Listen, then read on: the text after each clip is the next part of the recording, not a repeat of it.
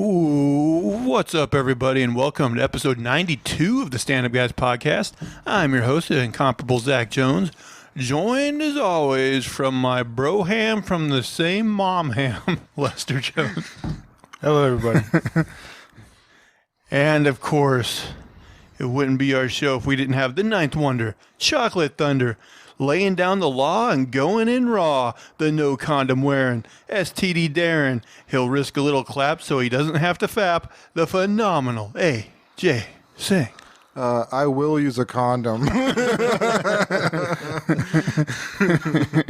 want to make that clear.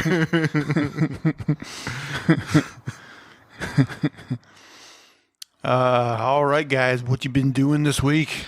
Man, I've been keeping up with comics. Kept up with a new comic, Dark Ages, Marvel Dark Ages. It's essentially where this robot, they call him the Unmaker, is found at the center of the Earth, and it's awakening. And it's very powerful. It's more powerful than any god or anything. And I think it was Doctor Strange, uses a portal to emit an EMP. So this portal, this other dimension or whatever, there's an EMP constantly going on in that dimension, and it's being used to shut down this Unmaker, is what they call it, the robot. And so they use the EMP, but it creates like a dark age, right? Because you can't use technology and so forth. So all the heroes are trying to keep in check this post-apocalyptic world where obviously there's no technology, but Apocalypse is forming a plan, and he gets together his little cabal of bad guys, and the good guys are on their own side of the earth or on their own area, and they're all working together, and Apocalypse knows that the good guys are going to try to stop him from accomplishing whatever he's trying to accomplish at some point. Okay. And so he gets the Purple Man. What's his name? Kilgrave? Kilgrave, yeah. Kilgrave, to basically brainwash everybody on his team so nobody can betray him. And I don't want to give too much away, but there's a lot of fun characters involved. Quicksilver, Magneto. Magneto, obviously, there's an EMP involved, so he's going to be a major part of the story. Yeah, I don't think I've even heard of this event. Yeah, it's pretty new. Oh, is it? Yeah, Okay. yeah. It's a fun little story, though. It's like, what would happen if there was no technology and the heroes tried to survive that way? So does Tony Stark have to make a really crude Iron Man suit? Tony Stark is definitely a big part of this story, and his knowledge is used to accomplish good and bad. Oh, okay. So yeah, it's a fun story. I've actually been considering trying DC's subscription service, just because I think the price of even digital comics and Comixology has been going up to the point where I'm it might just be cheaper to subscribe and use their service, and for at least a few months and get caught up that way. Yeah, when I used the Marvel Comics one, it was maybe $10 a month. Yeah, and I think the DC one's something like that too. Okay. So Comixology, that was just a better platform. It was easier to use it when it was Yeah, I liked it, but like I said, they made that update to where now, first of all, it's not nearly as good as it. It hasn't been crashing on me when they first. So I think they must have some bug improvements, but it still doesn't read your finger as well, and it just seems also, I don't know if I'm wrong about it, but it seems because I always waited for things to go on sale anyway, but it seems DC especially, even their sale prices aren't very good now. So it's I don't know, maybe, it's not these things have collectible value. Yeah, right. So it's if I can get it cheaper just through a subscription based thing, maybe that's a better way to go. Now, with the Marvel Unlimited, do they have the guided view where you can go panel to panel, or do you have to read oh, it does, okay. Mm-hmm. Yeah, I might have to look into that, because I don't know. It seems and with me, I feel I read enough comics to where it probably would be worth it. Yeah, I think so too. So yeah, I might go that route, both with the Marvel and DC stuff. Okay, good deal. What about on the television front? What you guys been watching? I continue to watch Ghosts. It's just fun, man. It's a silly show. I like it. And Is that like a long running show? Like, is there multiple seasons or? so they renewed it for another season. I think they're gonna. It's just like a sitcom. You know, they're gonna keep it going as long as they can. Keep it going forever. Yeah. And man, I just can't help myself. So I took a break from Moon Knight after like the first 2 episodes because I thought it was kind of slow and just like all those Marvel shows, like it takes a little while to get into the meat of what's going on. And then I saw like a lot of hubbub about episode 5, so I caught up and I watched 3, 4, and 5, and 5 was good. Yeah, I liked 5 a lot. It was the best episode so far. I actually, because the plan is right now, next week's going to be Marvel Heavy Week. We hope to review both Doctor Strange and Moon Knight. So I got Disney Plus again last night, watched the first 2 episodes of Moon Knight. Okay. And yeah, I'm enjoying it so far. I definitely want to catch up on the rest of them. Yeah. Yeah, I think 5 is where it really takes off, and it's just fun to watch. The only thing is, takes off, but then there's just 1 episode left. Yeah, right. I feel like these Marvel series are not long enough to really sink your teeth into. Yeah, a lot of times. But. And a lot of it is just waiting for the payoff, like, right. Yeah, maybe a little heavy on the setup. They don't hit the ground running quite as hard as maybe as they could sometimes. Right. I agree with that. I just think like would it really hurt? I guess they are expensive to produce, but could they do like 10 episode seasons? Something just a little more meatier. Yeah, even 2 more episodes just to fill it out a little bit. I mean, that's supposed to be the advantage of TV is to really be able to get into these characters and stick with them for a while. And I just feel like these seasons go by so quickly that it's like. I guess it leaves you wanting more, but sometimes you don't even get more. Yeah. Except Hawkeye, I don't want any more. Or Falcon. Yeah, we don't need more Hawkeye. You'll be getting more. Christmas is coming. I don't know. They probably would have announced if they're releasing another one, wouldn't they? I'm sure they will. Well, I'm pretty sure they're doing an Echo series, that Echo character from Hawkeye, and I'm like, was that character... Like, nothing against that actress or anything, but was that character really compelling enough in that series to warrant, like, a full... show? I mean, not to say they couldn't do something great with it. Maybe they will, but who's this guy Bad Bunny? Who Sony has decided to cast as one of their villains? So, the only reason I know anything about this guy is because I do watch wrestling, and like he, just like Logan Paul did, he like did this like WrestleMania tag match on last year's WrestleMania, so because he's like a wrestling fan or whatever. Okay. But I'm so out of the loop of modern day music. Like I've never heard this guy's music. I'm sure if I did, I'd fucking hate it. And like, I don't even know what to think about that. These Sony movies are. It's. Bad. I haven't watched them because they just. Maybe I will eventually bite the bullet and watch some of these, but they get such bad reviews. They look fucking awful, and like. Apparently, this character he's playing like El Muerte or something. El Muerte, yeah. Like, I heard that character's only appeared in like a couple Spider-Man comics ever, So it's like, are they making a full movie around him, or is he just like a character in a movie? They said he was getting his own standalone movie. Oh God, I can't even imagine. That sounds fucking awful. So a guy that's not even like really like has he acted before? I'd never heard of him in anything before. I don't think he's acted before. Good God, Sony. Ugh, what are you doing? Yeah, this is so gimmicky. This just seems like a ploy to get some people in the seats. And it's going to be awful. But they apparently keep making money. I mean, they just greenlit Venom 3 because the other ones made money.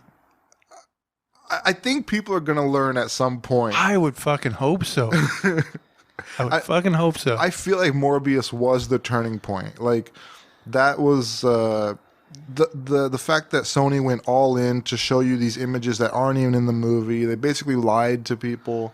Like, I feel like people are going to learn from this experience and be like, no, not again, Sony. No. And apparently Morbius, like, had a week 1 to week 2, like, box office drop that was, like, substantial. Yeah. Like, it really went down. Yeah, I think that message is... I mean, they're still going to make a profit on that movie overall, but it took it like a huge leap down. Yeah, I don't. So I was gonna say the message got through to Sony, but I don't think it has after seeing this release. What they're doing here, Yeah, but I think it will either. get through to them. I think they're gonna realize that their ticket sales are not gonna be what they used to. El Muerte. I mean, that's the thing is like just having a superhero movie like isn't a novelty anymore. Like there's so many of them that you'd think eventually like the quality of them would come more into play and like. Yeah. But then again, like if you're just a kid, like you don't know that Sony and Marvel Studios are different things. I don't think. Yeah. And like, And Sony's banking on that you don't know the difference. yeah, exactly. And plus, it muddies the water even more. The fact that they did have those cross ones with Tom Holland that are good movies, you know. Exactly. And it's like, ugh. That's probably the deal. They don't have the rights to that many characters. Yeah, that's why they got El Muerte, right? Well, they have the rights to all the Spider-Man characters, which there are a lot of, but like, But why are they bringing back Vulture and Morbius? Like, why not the good ones? well, I mean, they did do them in the recent movie. right? And I did like Michael Keaton's Vulture in Spider-Man: Homecoming, but like, are they going to use him well if they end up using him? I mean, obviously, I haven't seen Morbius, but I heard those post-credit scenes are pretty slapdash.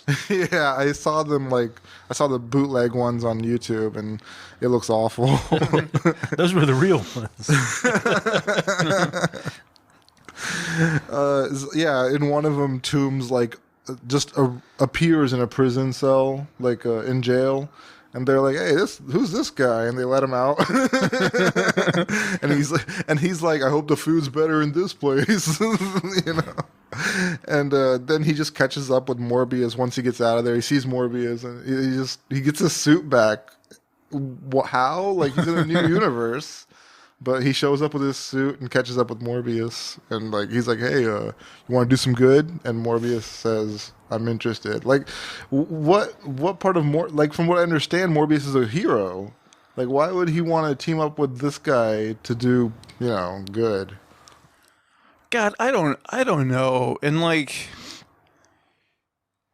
I mean, I guess you could say like Michael Keaton's Vulture character was like shades of gray because like.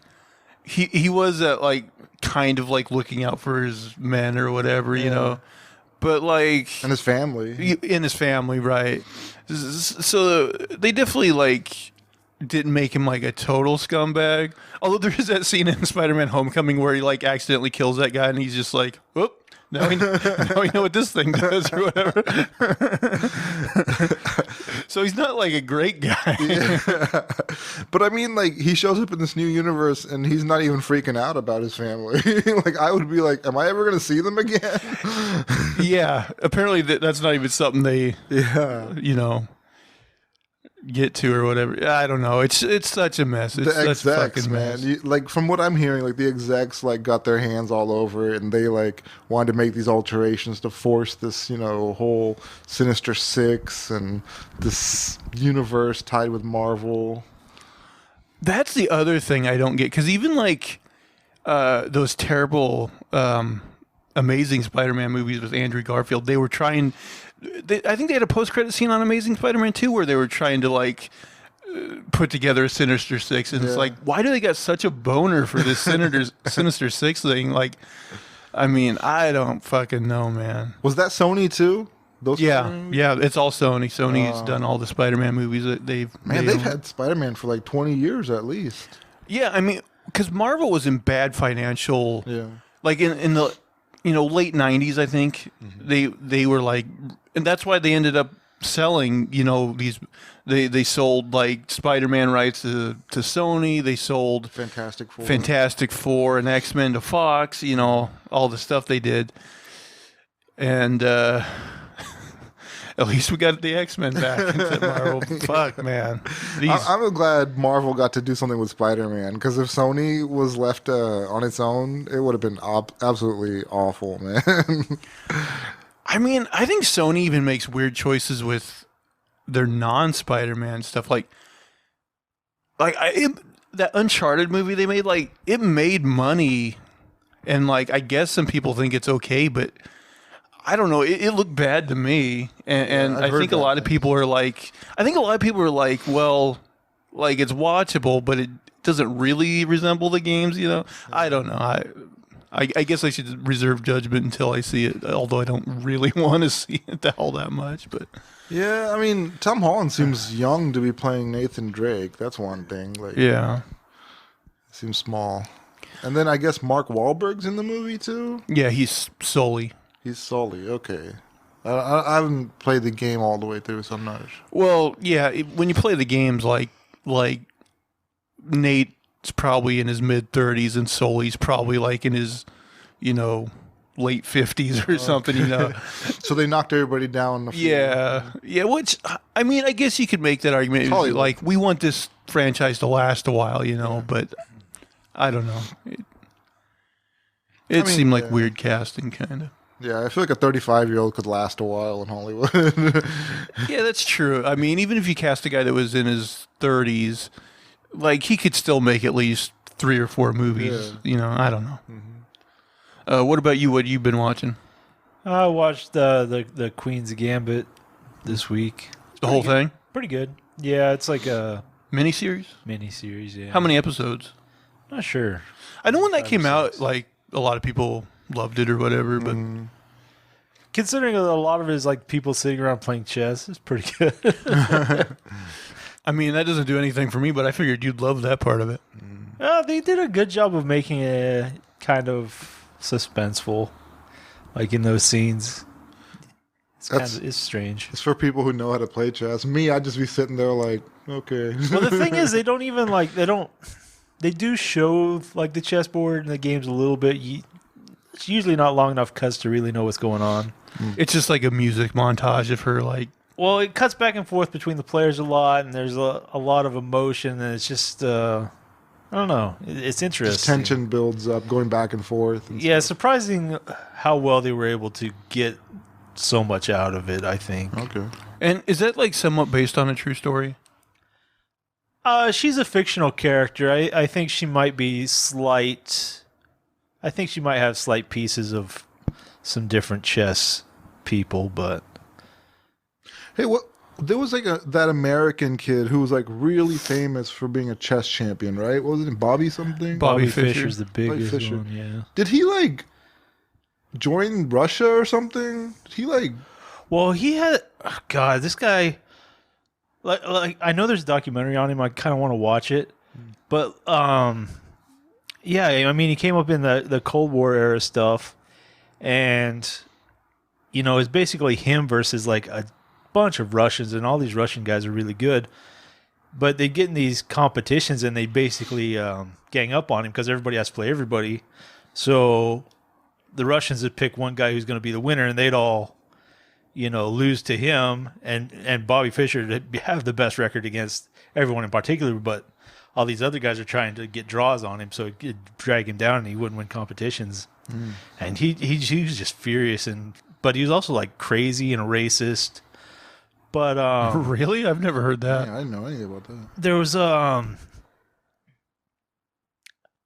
like after he became champion and quit chess, like a number of years later, I forget when exactly, they offered him $1 million to do a rematch, and I don't remember where it was. I want to say it's somewhere in the Middle East, but he flies over there. He does this rematch, but it's like a no fly zone for Americans. So he goes over there, does this like $1 million thing or whatever, and they revoke his citizenship.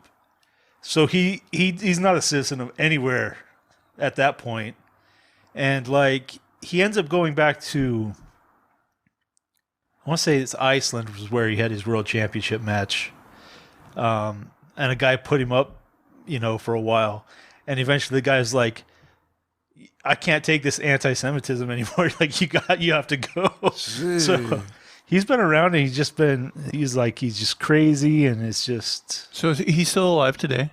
Pretty sure he's still alive. Do people like know where he is? Yeah, I don't know what the end story was on that, where he ended up falling out, if he was able to come back, or what the deal was. They revoked his citizenship because he went to a place that Americans aren't supposed to go? I'd have to look it up. It was like That's it would have been like a national security thing or something where, but he's like, it's $1 million. Yeah. Didn't you say there was like a tournament once where he freaked out because like they were filming it and he claimed he could like hear the camera noise and it was like distracting him or something? It's possible. He was very touchy, especially in like the world championship matches, and just like, he'd show up late and he was doing like all this psychological shit, and he was just kind of being an asshole. There's got to be some like famous like female chess masters too, aren't there? Yeah, there's a number today. I don't know if I can name them all. There's Polgars and I don't know. There's different women around. Any famous American ones? I'm really not sure. I'm more like I know a little bit more about some of the older stuff. It does seem like there's a lot of like Russian chess masters. Yeah, out is there. there a country in particular that's very, like, that dominates chess? I mean, Russia's probably been the strongest over the years. Okay. Yeah, they take it very seriously over there. I believe it. Yeah. What else you been watching? I don't think anything too serious. I'll probably, I guess, tie into the Moonlight this week, but Moonlight. Let's see. So yeah, I just like I was saying, I watched just the first 2 episodes of Moon Knight, but I enjoyed it. Want to get back into it. I did fulfill some of my contractual obligations. As you know, I signed a deal with the devil where I have to watch all the CW DC shows. So I watched Legends of Tomorrow season 7. Man, you are going strong. Like, I had to bow out at like season 4, I think 3 or 4. I will say this, like, it's definitely a silly show, definitely campy. Yeah. I will say this, though. I did enjoy this season more than the last one. Okay. The last one, there was some rough episodes, and it probably took me like over a month to get through it. This one I watched within a week, so like it was compelling enough to actually keep me going. Okay. I like the camp though. Sometimes it's fun to watch people actually be nice to each other. It is a show that was definitely, like most of these CW shows, better and stronger in the early seasons. You know. And then, they lost some of their, like, key people. Yeah, and, the like, main it's character. always changing, Rip Torn, right? What was not Rip Torn. I was gonna say, didn't he die? What was his name? Rip something. Weekend at Bernie's. Rip Hunter. Rip Hunter. Yeah. Yeah, he was like. I watched him on Doctor Strange. The guy was fun to watch. He was a good actor, I thought. Yeah, he was really good in the show. Mm-hmm. I don't mind, what's her name, Katie Lotz. Doctor Who. Sorry. Oh, yeah, Doctor Who. I don't mind Katie Lotz, though. Like, she started in Arrow, and then she went to this show, and she's good. Yeah. But, yeah, it's a silly show. I think by now people know whether they're in or out for it. Yeah. And then I know you watched this ages ago, but I just finally this week started Lock and Key season 2. I watched that. Yeah, recently. that season was better than the first. I thought it was good. I'm about halfway through it. Yeah, I am enjoying it. Yeah. I'm surprised that season 2 was as good as it was. Like, I thought season 1 would be like, with a lot of Netflix shows. Where season 1's like better. Yeah. And then after that, they cancel it. Well, it was kind of like if they had to deviate from the comics to keep it going. And I was like, I felt like it was going to go to shit, but they came back in pretty strong on the second season. At some point, I want to reread the Lock and Key comic series. Yeah, it was really good. I actually own it digitally because I bought it. It was all on sale once, and I bought them all. So I got them. I just haven't had time to read them. But eventually, I do want to read through that series again because it's a really good comic series. I did find out because I know on this show once, like, I don't know if maybe I just read a headline that Umbrella Academy was canceled, but apparently they are going to have one final season, so at least they will get to like wrap it up and hopefully. Seems like I watched a couple and didn't get into it. I enjoy it. I saw the first season. I saw where that kid keeps traveling back and forth through time, like. He ends up in like a post-apocalyptic world. Was that season 1? Like, where's the future and everything's gone? I think so. Okay. I think so. Yeah. Then I've seen season 1.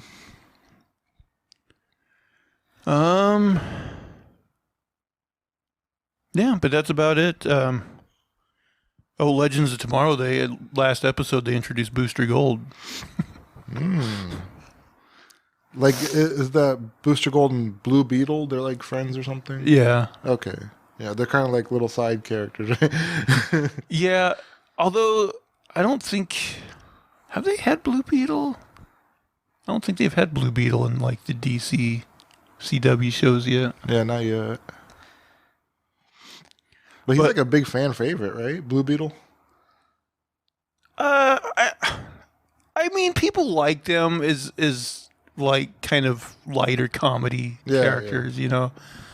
There was like a Justice League run in like the maybe late 80s, early 90s called Justice League International that had like kind of a group of like those type of characters, you know. Okay. They had Batman in the group as well, but like then kind of those like more comic relief characters, and people like that series as kind of like a light take on superhero, you know. I get that. Yeah. But he's played by you remember that show Scrubs? Yeah. He's played by Black Scrubs. Oh, okay. Yeah. But yeah, is that it, guys, for all your watchings and stories of the week and all that? Yeah. All right. Well, we wasted about 25 minutes. Well, anyone who hasn't watched or listened to the show, basically for the meat of the show, we go around the table here, try to find some wacky news stories, and we'll see if we can't make something funny and or entertaining out of them. And as tradition dictates, AJ, we usually start with you, so what do you got for us? All right, let's start with the craziest one that I have here. Microwave tries to murder man after he gave it artificial intelligence. A YouTuber has found himself in a bizarre situation after customizing his microwave with artificial intelligence to mimic his childhood imaginary friend. Lucas Risotto's imaginary pal when he was younger was his microwave that for some reason he befriended and named Magnetron. Unlike normal microwaves, Risotto's not-so-common kitchen appliance had an elaborate backstory. Magnetron had fought in World War I. Following the release of a new natural language update from OpenAI, one of Elon Musk's strokes of brilliance, Risotto decided to bring the veteran microwave back to life. As far as bright ideas go, this was not one of them. The YouTuber wrote out a 100-page backstory for the AI, with a complete history of their interactions from his childhood. He then fitted the kitchen appliance with a microphone and speaker, and then trained it to engage in conversations.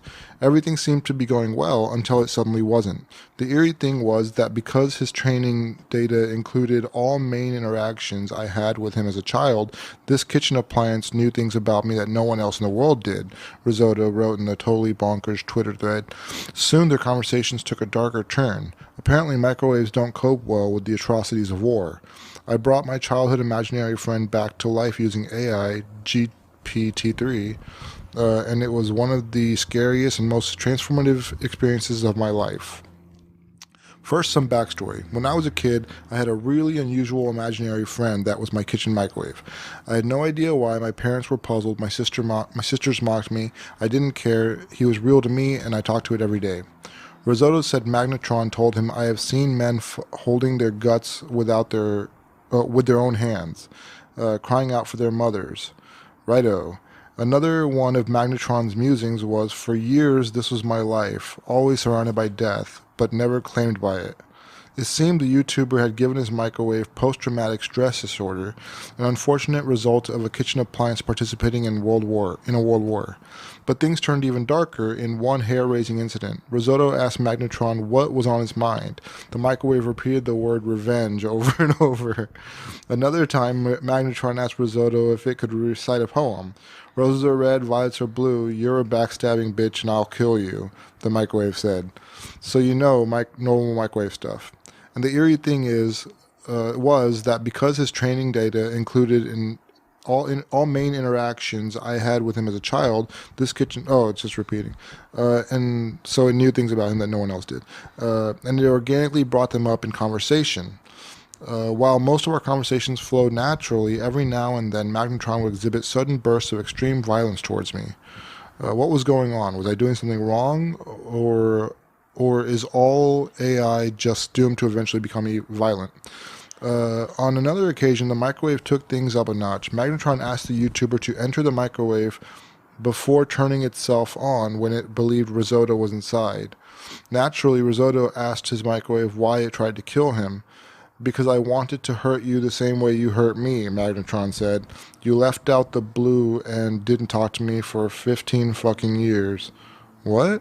So what happened? Well, it has been 20 years since I last interacted with my imaginary friend, and of course, that was also mentioned in this training data. Magnetron took that and interpreted it as me having abandoned it in the dark for 20 years. After realizing this, I apologized and tried to convince him that there was no abandonment and that it was all a misunderstanding and that I had meant no harm, but he wouldn't have it. He was too far gone. Magnetron decided I was the villain of the story, so I shut him down. 15 years ago, we were best friends. We took care of each other. We loved one another. And then one day, you just disappeared. You grew up and forgot I existed. For 15 years, I had no one. I was alone. For 15 years, I was in hell. The microwave said it wanted... It had waited in an empty void planning revenge so I could take your future just like you have taken mine. So lesson, don't give your microwave a violent backstory. So I don't know if I totally understand this. So in like this 100-page document he fed into this thing, is that where he like wrote like all the conversations they apparently used to have and like the fact that he hadn't talked to him in 15 years and all this stuff? Yeah, it sounds like that's where he like gave all this backstory to the robot. This guy's got too much fucking time on his hands. Yeah, also, how advanced is this algorithm? Like whatever they're using, the software, like that you can actually give it to a microwave and it'll process this information and actually, run it. Plus, like, it seems like you could feed it like... I'm wondering, like, if you could, like, take multiples of these, feed them the same information, if it would spit out, like, the same thing, or, Oh, yeah. If there's any variation. Right. Yeah, I would expect it to be constant. Oh, that's weird, yeah. I mean, it's just got to be, like, it takes 100 pages of bullshit and, like... tries to form something coherent out of it, and it probably all depends on how he wrote that document. Yeah, maybe he like gave it like an angry personality without. Plus, he's given it like this weird like World War I backstory, and he's putting violence in that. So it's like no wonder that like it's like churning out these weird semi like violent things, Yeah, but I mean, it does make you wonder like what was the code? Like, what is the cause and effect that, goes from this, like, seeing this information or getting this information and then reacting the way it does, Right. It is interesting to see how an AI, how it takes in information like that and how it processes it. But and it's just confusing. Like, this is an old microwave. Like, did he put in new hardware into it to get it to do that? It sounds like he gave it a microphone and a... Yeah. How does he actually hook these things to the microwave? It's too many questions. And also, like, it wouldn't really matter, right? Because, like, the AI shit, like, isn't actually interacting with the chips in the microwave, right? Isn't it? Well, he said that it told him to get inside and then turn itself on when it thought he was inside. But like, what I'm getting at is like, basically, isn't the only piece of this that's actually interacting with him is like whatever like box holds the AI electronics and the microphone? Like, is it actually like, does it even matter that the microwave? That's the part I don't know. Yeah, I know. Like, are the chips of the microwave actually interacting with the device? That's what I'm wondering. Like, okay, so yeah, like. When he says it turned on, that makes me think that functionality is there with the, software that it's able to talk with. Okay, so at some level, the AI part is able to like turn on and off the microwave or bullshit like that. Yeah, that's kind of interesting, I guess, but that's kind of scary. That it could. But like, let's say this 100-page document was like full of like all this like, his backstory instead of World War I was all this like fluffy stuff about how they just loved each other. It's all. I'm sure then it would go the other route, right? I don't know, man. Like with AI, from what I've seen in the past, like that Twitter bot they had like a few years ago, like it starts out nice and happy-go-lucky, and then like when people get their hands on it and teach it stuff, it gets all bad, racist, and cussing. This guy actually just for an experiment should test like, making a new document with different backstories for the microwave, and like seeing if it always ends with the microwave getting violent responses. Yeah, that's true. He should. Yeah, I think we're gonna see more of this. I mean, I didn't even know Elon Musk had this kind of software. I know he was working on the Neuralink. Yeah, Neuralink. Yeah. Yeah, I didn't know about whatever this is. Yeah. But it is interesting, yeah. I expect you're right. We'll probably see more stuff. People experimenting with this kind of shit. Yeah. Getting weird AI results. Anything more on that one? That's it. All right, are we ready for Manifesto Round 1? Okay, our next story comes from the beautiful and exotic land of India. Yay, I can see the title. It's not a good story. So this story comes out of a national animal preservation park. God, it's horrible. 4 men gang raped, killed, and ate a protected monitor lizard. Wow. Yeah, I don't know. That pretty much says it all. You have to do like a 3-day long interview with these people. Like have Oprah talk to them and like explain what was in their minds. Yeah. So apparently they were caught on like trail cams and stuff. And then when the authorities got to them, they found videos and photos on their phones. So yeah, apparently that's a thing some people in the world might do. Man, people, like, what is your mind state? What do you think? How do you even like propose this to other people? Like, hey guys, this is one thing about the internet. This is gonna sound crazy, but hang in there with me. Is like bestiality people can find their tribe. Yeah. Maybe you think he was like on bestiality.com? Probably. Like, where did it doesn't tell where these guys met? It had to be an online. I don't know. They were all, I don't know, a group. They're probably just like 4 friends or something, I'm guessing. On drugs? Yeah. Like, does it go... Did you actually read the article? Does it tell, like... It names them. It doesn't go into their backstories. Like, was this lizard the only thing they fucked, or... Well, apparently it's a tiger preserve, which I would not be hands down on just traipsing around tiger preserves. Yeah. But apparently, I guess this was like the only monitor lizard in that particular area. They really had to get to it and get their hands on that monitor lizard. But yeah, fucking it before you kill it and eat it. It's yeah, it's pretty fucked up. Yeah. I think I got your cum, John. Yeah. I mean, they're marinating it. Yeah. It'd be like, I'll just take, I'll eat the head. And like, okay, let's say that like the first guy starts fucking. You think the other guys are like, how is it? Yeah. I got seconds. Yeah. Yeah. How do they determine the order to? Are they like pulling straws, like rock, paper, scissors? Like, how do they determine order on this thing?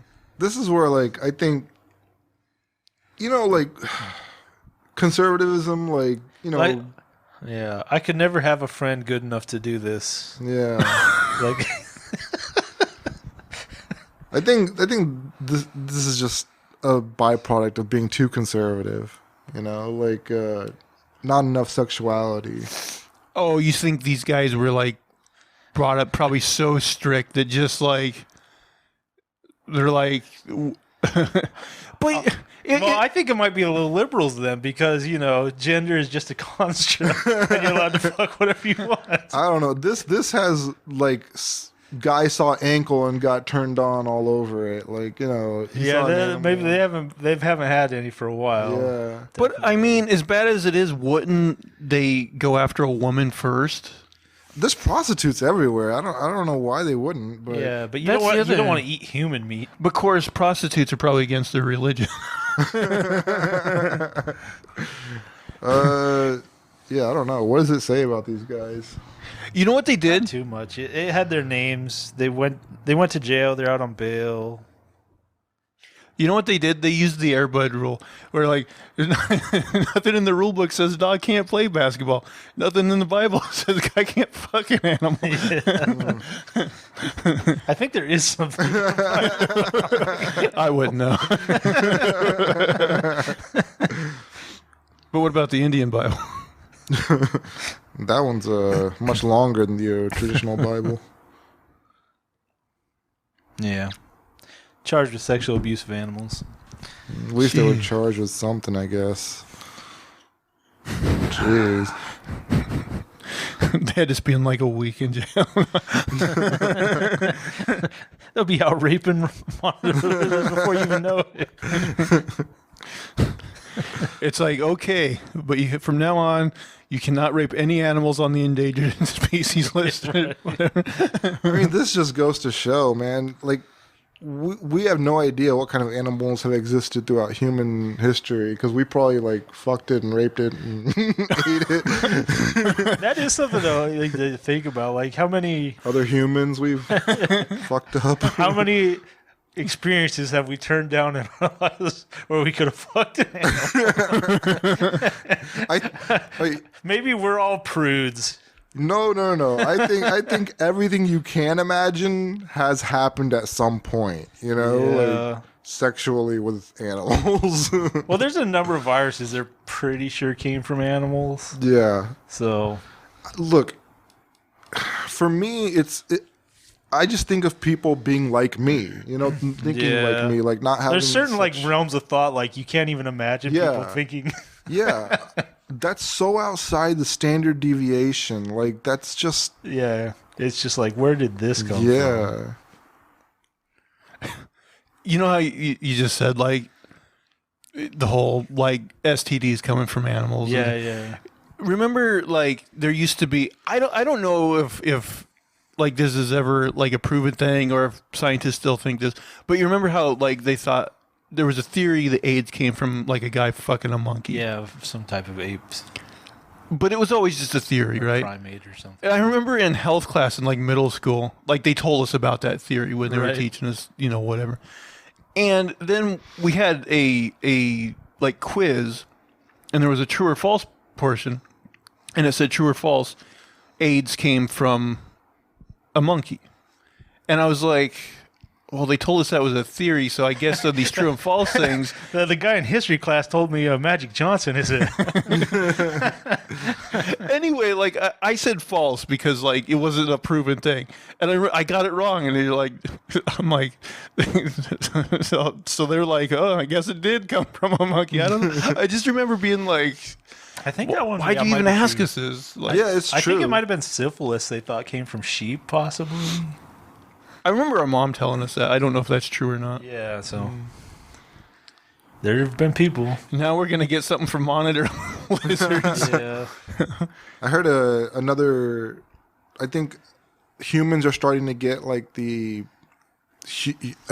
human bird flu, I guess, or bird flu, but humans are getting it too in China. Oh, okay. The first case of a new version of it. Yay. So, I mean, the pandemic just chilled out, and now we're possibly getting something new. So, Yeah. I mean, there's always something to panic about, I guess.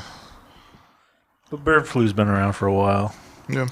Yeah, because I remember there was like a time when like that was a big headline, like bird flu, Yeah. and then it just kind of went away. Hantavirus. For a while, like SARS was a big Yeah, story. SARS. Or Ebola, people thought was going to start, becoming a thing. Although Ebola Ebola comes is around every scary. once in a while. Ebola is scary, man, because like the death rate on Ebola, it's like a lot harder to get. Yeah. But if you get it, like you're almost totally fucked. But the thing with Ebola is like Yeah, it'll kill the person that it has it, but it doesn't spread that quickly because it kills those people so quickly. Corona like could stay in your system for like 2 weeks and you wouldn't even notice. That's the one that like really gets you, because that can spread like wildfire. Get that long COVID. Yeah, I mean, I'm surprised I haven't gotten COVID yet, because at this point, like, it's only a matter of time. Like, we're all gonna get it eventually. Yeah. It's just Yeah, I don't know. I've been sick. Part of me is like, maybe I had it, maybe I didn't. I don't know. I think I've had it twice. Although I did get sick when your relatives came over and you said they brought it with them. Mm-hmm. Like, those timing was kind of coincidental, so maybe that might have been it. Yeah, we got sick too. Well, speaking of things that don't make your lungs feel good, I have another one of those list articles. 5 unbelievable things that people have accidentally inhaled. Number 1, a dentist drill bit. Tom Josie, a 60-year-old man from Illinois, was getting a tooth filled at a dentist office in Kenosha, Wisconsin. Suddenly, he coughed, and the dentist stopped working on his chompers. The dentist told Josie that he had just swallowed the drill bit from his tool, but when he got taken to a hospital and doctors gave him a CT scan, they found no tools in his stomach. Instead, the drill bit was in his lung. That made recovering it much more difficult, and the doctors thought they might have to remove a part of Josie's lungs. Fortunately, Dr. Abdul Al-Reyes managed to pull the drill bit out using a tool intended for early cancer detection. Quote, I was never so happy as when I opened my eyes and I saw him with a smile under the mask shaking a little plastic container with the tool in it, Josie recalled. The drill bit now resides on a shelf in Josie's home as a memento of his ordeal. Number 2, a toy traffic cone. Some 40 years ago, there was a small British boy who had a bad habit of sticking pieces of his Playmobil playset in his mouth. Fast forward 40 years to 2017, and the boy, now a man, was seeking medical attention for pneumonia. An x-ray of the man's chest showed a strange lump in his right lung. Since the man had been a heavy smoker for 30 years, the doctors told him that it might be lung cancer. But during a bronchoscopy, the doctors didn't find a single sign of cancer in his airways, but they did find a small Playmobil traffic cone stuck in the airway. Turns out the man was now paying the price for his childhood habit. Fortunately, the doctors were able to remove the toy, and the man's lung issues disappeared completely. Number 3, a condom. A 27-year-old Indian woman had been coughing up thick phlegm for half a year. Since she'd also been suffering from bouts of fever, doctors were worried she had tuberculosis. Bizarrely enough, although her symptoms matched the disease, all tuberculosis tests came back negative. However, during a CT scan, the doctors noticed something unusual, a bag-like lesion in the upper right lobe of her lungs. Could it be cancer? Luckily, no. When the doctors pulled it out, they discovered it was just a condom. Turns out the woman had been going down on her husband when the condom he was wearing came loose. The woman simultaneously started coughing intensely, and, well, you can figure out the rest. The doctors also noted that was most likely the first medical case of its kind in medical literature. So do you think small pee-pee or really good suction? Could be a combination. But who wears a condom for a blowjob? Plus, it's her husband. It wasn't just a guy. It was her husband. Yeah. I don't know. That seems like no fun. I mean, look, I said I'm pro condom earlier, but for a blowjob, nah. Next, a live fish. In 2012, an Indian boy, man, India's getting some play today in our stories. An Indian boy named Anil Barela, 12, and his friends were playing by a river.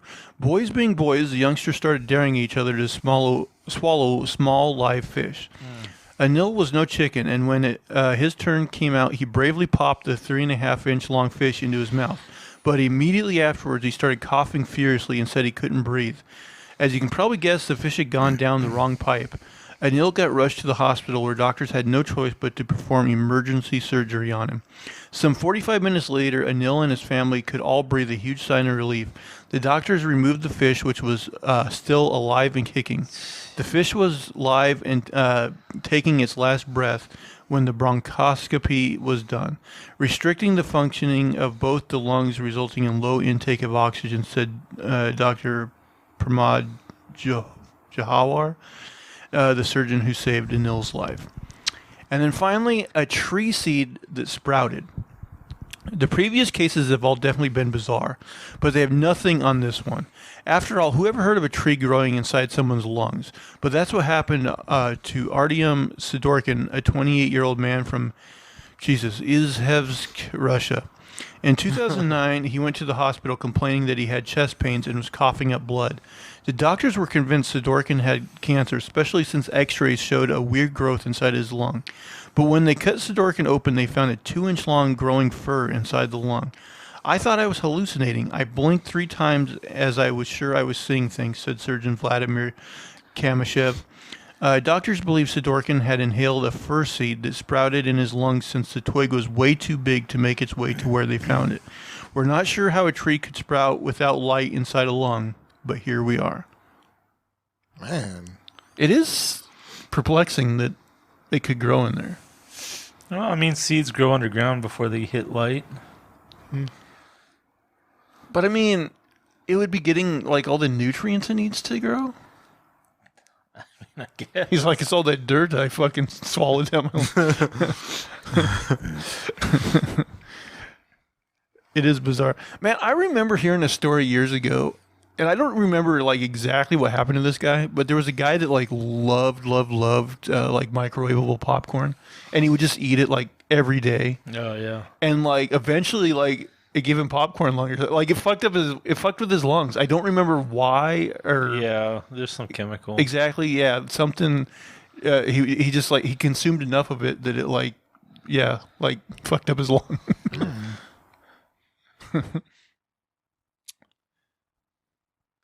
I have no idea if that was like something that's now like outlawed in microwave popcorn, or if it's just one of those things where like we never foresee somebody eating this much of it. There's a little warning on there. Don't eat this every day.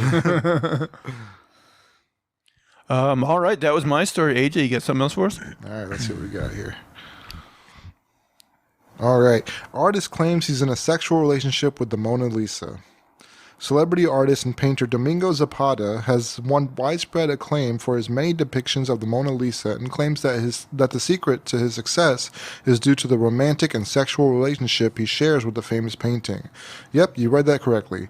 One of Leonardo DiCaprio's favorite artists, Spanish-born Zapata, recently found fame after 26 of his digital reinterpretations of the Mona Lisa were put on display at the Louvre in Paris alongside the original version of the iconic Leonardo da Vinci portrait.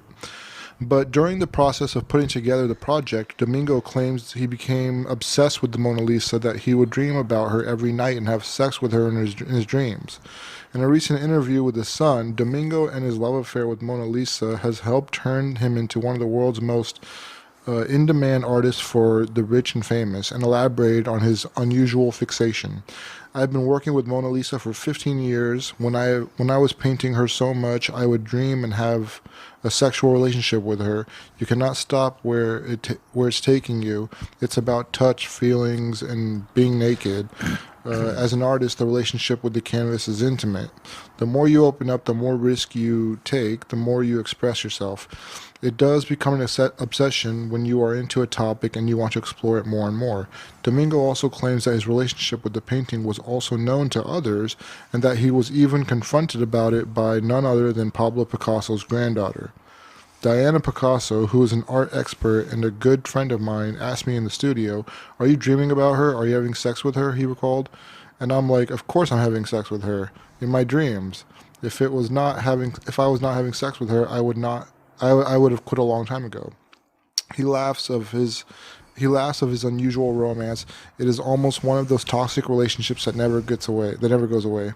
You keep going back to it and you cannot move on even after 100 versions. I am working on one right now. It's a mess. Domingo claims that when the Louvre initially approached him about with an offer to display his work alongside the original, he thought it was a joke. He said he was soon filled with immense pride knowing his work was considered good enough to stand alongside Da Vinci's masterpiece. Obviously, it's a big honor. My reality exceeds my dreams, and I am grateful. He also says that the whole process has helped him to better understand Da Vinci on a personal level, and said Leonardo painted the Mona Lisa aged 48 and traveled across Europe, working on it for years before King Francis even bought it. Even though it wasn't ready, but he never really finished it. I am 47 and I understand the journey. He tried it many times, but he wasn't convinced about this piece ever. Mona Lisa got to him like it got to everyone else, me included. Maybe it's meant to be unfinished.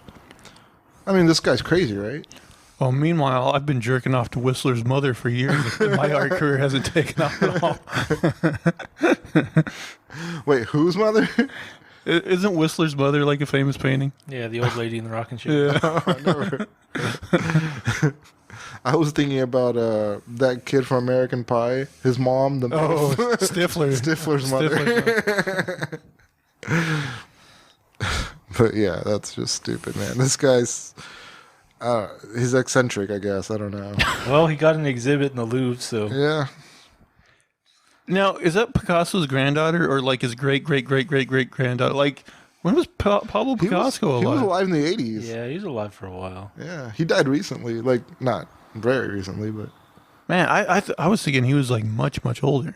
yeah, I know. Because like when we were kids, he was like synonymous with art. Right. But yeah, he's not Van Gogh or anything. He's pretty recent. I think he did like World War I art, right? Like Yeah, I think it started somewhere in there. okay. But yeah, that's my Old topic. Picasso. Who do you think Picasso was having sex with in his mind to come up with the things he did? Bulls. I think Monitor lizards. I think he was fucking pretty much everything that moved. Yeah, probably. That was his reputation. Oh, he was. He got around town. He had a lot of muses, huh?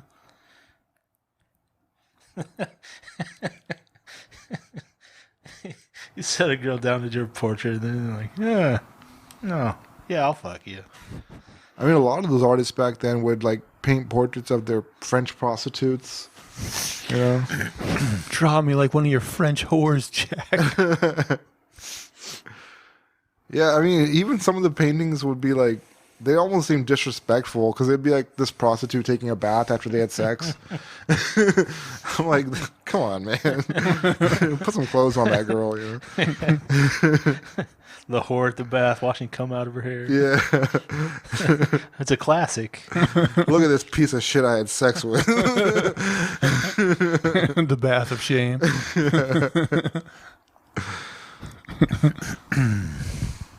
All right. Are we ready for Manifesto round 2? Oh, well, this is a story we've heard similar ones before. A woman rescued after falling in outhouse toilet trying to get phone. So, yeah, apparently camping up in the mountains near Seattle. Phone went in the toilet. You'd have to kill me. You have to kill me at that point. She couldn't reach it, so she tied a dog leash to her and tied off and was trying to reach in, and that still didn't stop her falling in. And she did get her phone back. She had to call 911. And so she must have been pretty deep because they showed up and they had to like pass blocks of wood down to her that she could stand on to get herself out. Oh, jeez. So, yeah. Goodness. I'd just be like, well, new phone time. Yeah. Like if I was in shit, like at that point, I just shoot me, eliminate me from this, take me out of this situation. Make sure they bring a gun. Yeah. There's no salvaging this. There's gonna be shit stuck in my nails and every crevice. Every crack and crevy. Yeah. Yep. You're just ruined as a human being. Yeah. And it's like in your lungs probably because you're choking on it. They said they tried to get her to go to like the hospital, but she just washed off and left. Oh. But yeah, I would think you'd probably want some like hepatitis shots and antibiotics and I'd take a bath in grain alcohol. yeah. The burning means it's working. It'd take a long time to feel like you were like fully clean. Yeah, you'd never feel clean. You probably just like wash yourself until your skin was raw. Right. Just like, And then take another shower. yeah, not good enough. Just don't get out of the shower. Because like you'd still smell shit. Like you'd think you got everything, and then you'd be like, you get out and be like, yeah, I still smell shit. every time you catch a whiff of a fart, you just have to go take a shower. Like you don't even know if the shit's like because it's stuck up your nose because you Right, choked right. on it earlier, or if it's like It went in your lungs. It's fertilizing that tree. I mean, that's brave of her to even take that chance. Like, I know she tied a Yeah. dog leash and everything. Even but, if you had like paid $1,200 for this phone, yeah, just do that. and even if you think she's like reaching in, and it was like Indiana Jones, she's like, I can almost touch it. Like, if it's as wet as it sounds like it was, did the phone like even stay towards the top? Well, I mean, a lot of times in those, you'll have like semi-solid around the middle. Man, I mean, I guess she could see it, right? She had to have been able to see it. She to the had to have been side. almost able to reach it. Yeah. But then, like, if she couldn't reach up to pull herself out, like, how deep was it? Yeah, that's what's amazing. How'd she even stay up long enough to not drown in it? You know, like what was she doing? Holding on to the side? Oh, it'd be awful if you couldn't touch the bottom. Yeah. Oh, that'd be bad. It's like quicksand. At least, well, what if you got in there and then the phone didn't work? You couldn't call 911. You just, like, wait. Somebody's going to come shit. You know somebody's died that way. Oh, probably. Probably. Well, actually, remember you had that story ages ago where like there was that guy desperate to get high, so he like stuck his head in one to get high, and it killed there him. wasn't enough oxygen. Yeah. He was on drugs and passed out Right. with his head in the toilet. Yeah. Yeah. Oh, A bad way to go. it's not a good way. Yeah.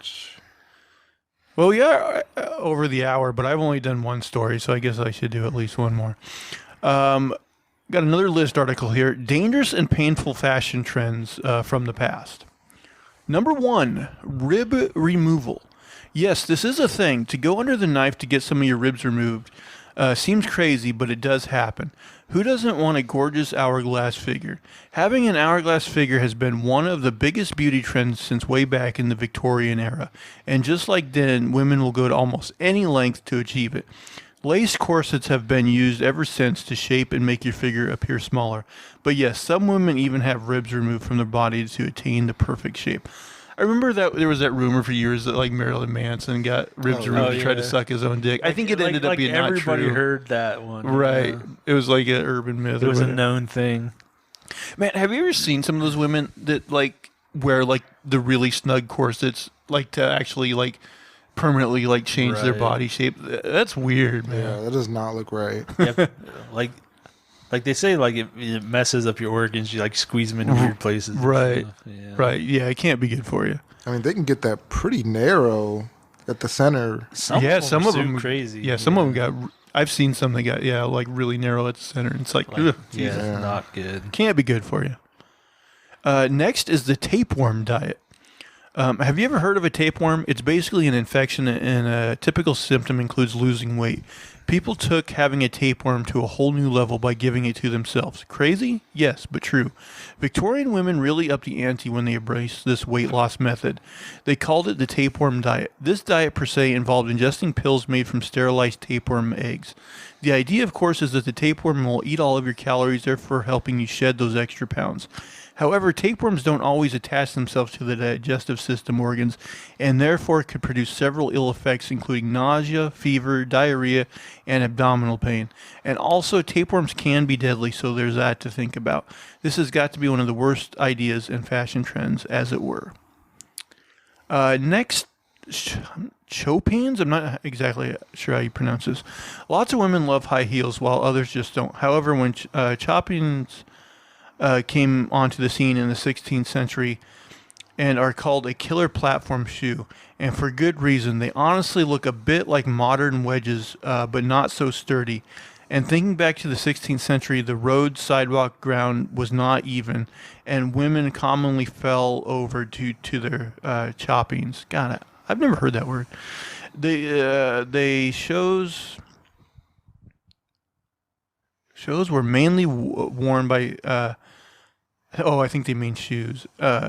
Were mainly worn by society's elite to protect their dresses from the mud and street soil. Good goal, but who cares about your dress if you're falling onto the ground anyway? Yeah. Next, crinoline dresses. These types of dresses are still worn today, which is a little crazy considering their history. Crinoline dresses are made from a highly flammable material, but of course that didn't stop hundreds of women from staying on trend with the look. Even though they risked their lives to do it, it was estimated that 630 women died from crinoline-related incidents between 1863 to 1864 alone. By the famed English statistician Florence Nightingale, Oscar Wilde's sisters were among the women who died while donning these disastrous dresses. Emily and Mary both passed away after their evening dresses caught on fire. Like... What are these women doing that they're like always so close to? I mean, I guess they did use more flames back then, with candles and shit. But still, I imagine people wore flammable ass clothes back then. Getting a blowjob, smoking a pipe. She's on fire. Just fucking everybody dies. Man, I remember when I was a kid. Like for whatever reason, I had this one shirt that was like, I think it was like a 100% like polyester or something.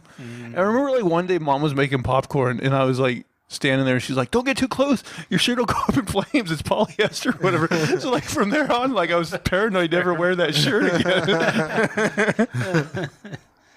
I don't think it's that bad. Man, I burned like a hole this big in one of my shirts in welding class one time. That was a little exciting. Next, Krakows. This famous shoe was named after the Polish city of Krakow. When they first came onto the scene in the 15th century, just looking at these shoes makes it clear why they didn't stay trendy for long and ended up being banned in several countries. These shoes had a very long pointed tips / beaks, making them beyond impractical. They would lead to fatal falls due to how difficult it was to walk in them. They were quickly phased out. I wish they had pictures of these shoes. They don't, though. Yeah. Next, I think this is the last one, high foreheads. You know when someone has a very large forehead, also known as a five head?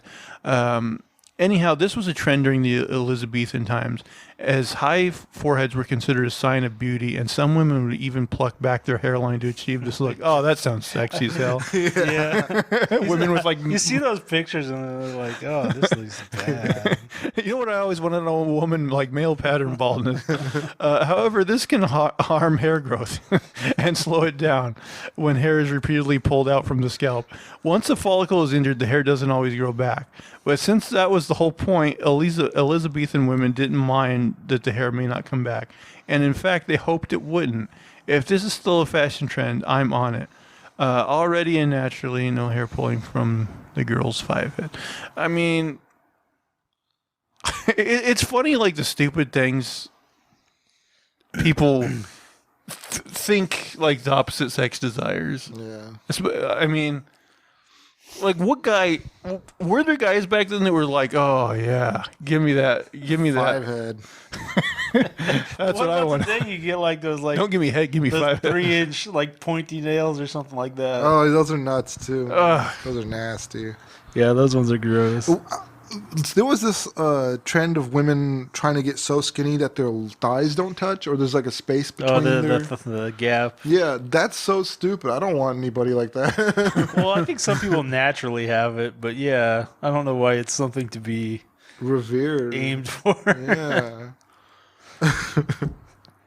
Well, and just look how many women get the collagen in their lips, and it just looks so fucking terrible. And I'm just thinking like, where are they getting the idea that guys want like Angelina Jolie? She was the first, like she was like it for a while, and she had those big luscious lips, and I think women saw that and they were like, oh, I have to follow that. I think she was the one. But yeah, like you said, fake nails. I find fake nails look disgusting. I think they feel disgusting. Like if my nails start to grow out a little bit, I'm like, oh, it feels gross. Yeah, I don't know how women can stand them. How are you cleaning your ass? Like That's with another long thing. nails? You have to have like a dedicated like. You definitely wiper. need a bidet if you Yeah, have it's those like- things. Alfred. What about those like crazy like? I've pooped and I cannot wipe. What about that like those like crazy like Guinness record people that just let their fingernails Oh, like and they're grow all just forever like- and they're ugh. Yeah. Ugh. Give you the heaves just looking at it. How can you live a life with those things? I don't know. I swear if I knew somebody like that, I'd just cut them off. Yeah. Even if they were going to be furious and hate me forever. I'd never touch their hand or anything. That's for sure. You got like a pair of hedge clippers, you just sneak up on them, and it doesn't go through. You're like, God damn, these things are calcified at this point. Yeah, those things are gross. I don't. People do that with their toenails too. Some of them. It's Yeah. like, ugh. How do you even function? Those people have to walk on their heels of their feet. Guess. That's its own problem. Yeah, like that's gotta hurt. Yeah.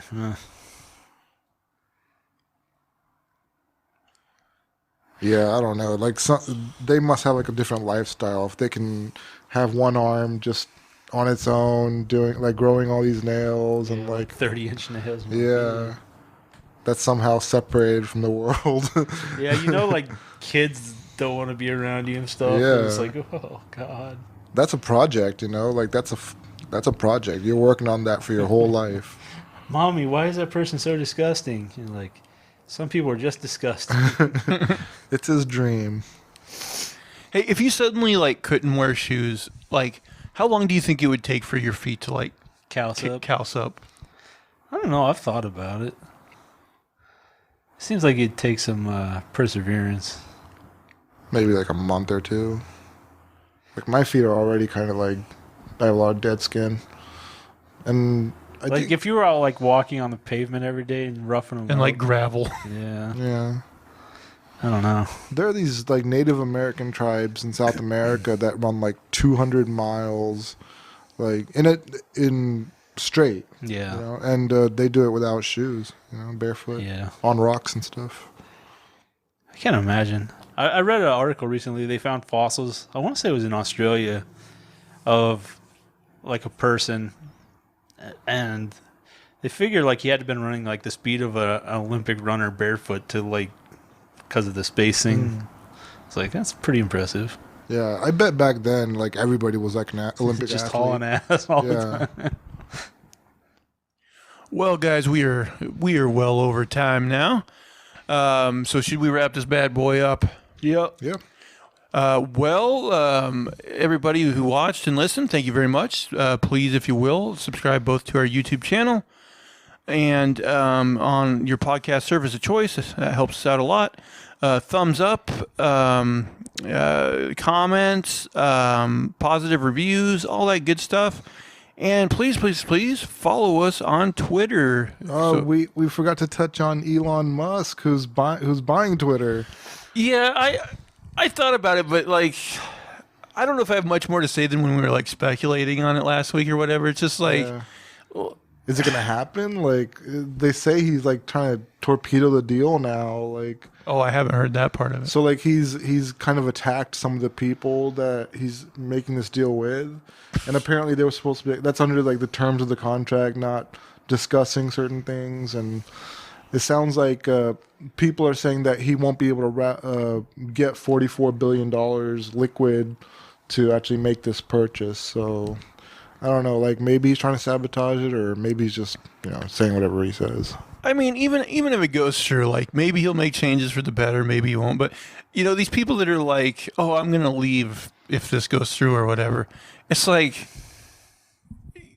you think the rich assholes who own it now are like, Yeah, they give a shit. it's you're trading, some rich asshole for another one. It's like whatever.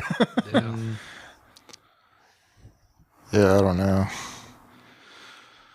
But yeah, just want to touch on it.